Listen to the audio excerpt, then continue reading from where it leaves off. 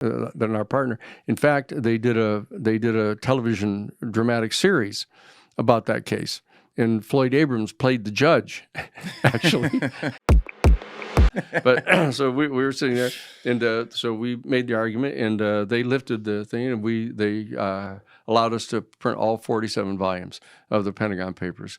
So we went from start to finish in 13 days, from the day they put the injunction on to getting and it's the only case in the entire history of the United States Supreme Court where, with only 9 judges on the court, there are 10 written opinions in the Pentagon Papers case.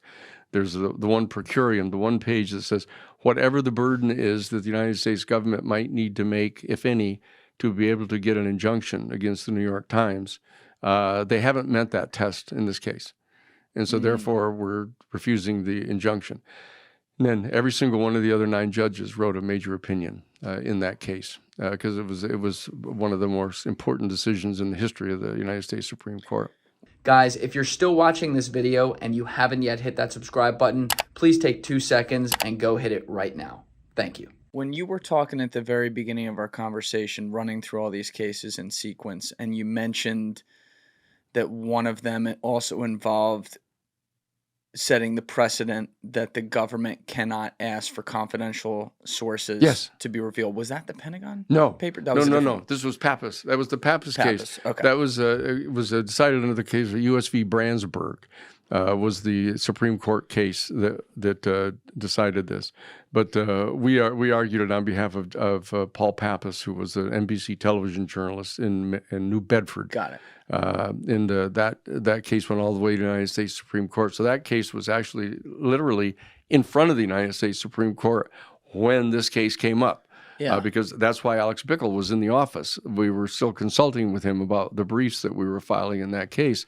So when the Pentagon Papers case came in, we did that case all in 13 days, and then later decided the case that established the right of journalists to protect their sources. Got it. Just as a quick aside, and then we'll come back to Pentagon Papers, but I hope I'm remembering the case right, but there was some sort of case in the late 2000s, I want to say 07, 08, it may have been the Plame affair, where there was a journalist who kept on being held in jail for not revealing, it was a New York Times journalist, for not revealing her source. Wouldn't that have been taken care of by the precedent of the Supreme Court ruling? It's interesting. It's interesting that it should have.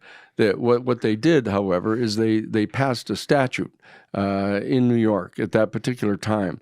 What they did is they put in a statute saying that the Justice Department, both in federal and state, before they can in fact issue a subpoena to a journalist, what they have to do is they have to meet a certain burden. They have to prove that the information that they're seeking is of utmost importance, not just a normal investigative piece of information, that they've exhausted all other means of trying to secure this, et cetera, and that this person is in possession of the knowledge, the source that they have is in possession of the knowledge that is indispensable to the case.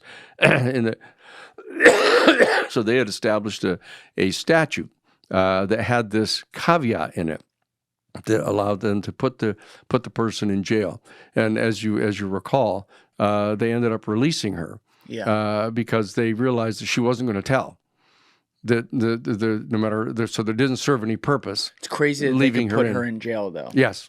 Like, that's wild to me. Yeah, no, that was that particular statute. And it was interesting because Floyd Abrams was involved in that case, than our partner. In fact, they did a television dramatic series about that case. And Floyd Abrams played the judge, actually, in that drama. You know, talking about the kind of burden that the court was under to release the person, and that he played the judge who released her.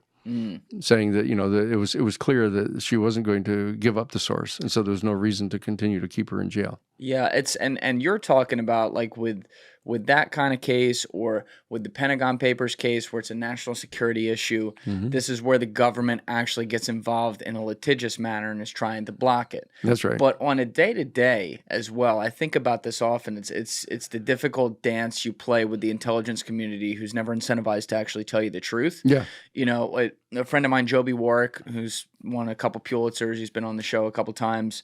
He has been a national security reporter forever at the Washington Post, and he talks about this openly about how difficult this is. But literally any time that he and his other guys are working on some sort of like pretty big story vis-a-vis, you know, national security, if you will. If you will. It happens every time they get a phone call from their contacts at CIA or NSA or you name the agency that says, all right, you guys can't run this story because people are going to die. Oh, yeah, always. And they It's never always. give proof. No. But then Joby's like, the really difficult thing is every time we have to hang up the phone and go into the conference room and meet and try to play, you know, whack-a-mole guess game of like, are they actually telling the truth? Or are they just trying to obfuscate so that we don't report this? And then you put it out there and you hope that they weren't telling the truth. Yeah. It's a tough dance. Yeah, well, it isn't really. You don't think so? Because it's bullshit, you know. I mean, really, yeah. That's like that's like the fraternity brother who's got a $500 bet that he can go to bed with the head of Tridelt, right? You know, and then he tells her that he really loves her. He says, you know, no, I really do. She says, what about the bet you've got? You know, well, yeah, but that doesn't mean anything.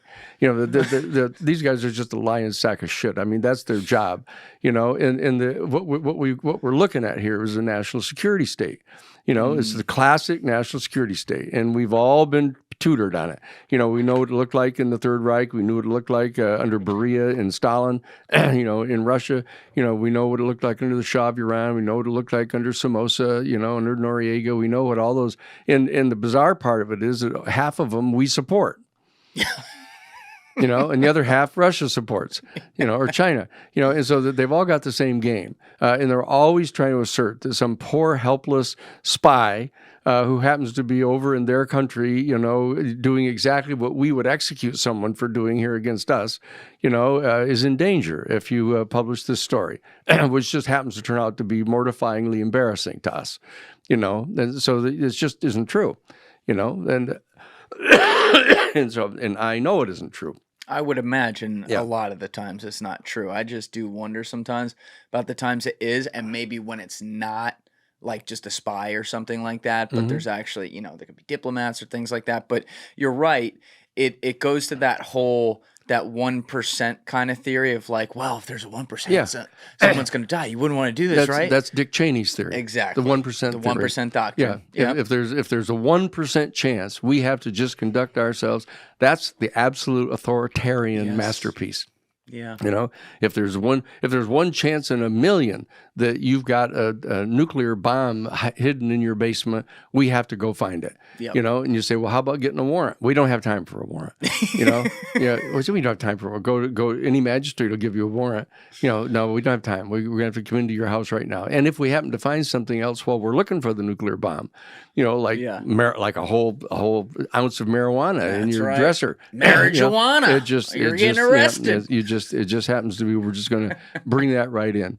You know, so it's, you know, there's no doubt about what is going on, and so that right from the very beginning, my constitutional law professor is Lawrence Tribe.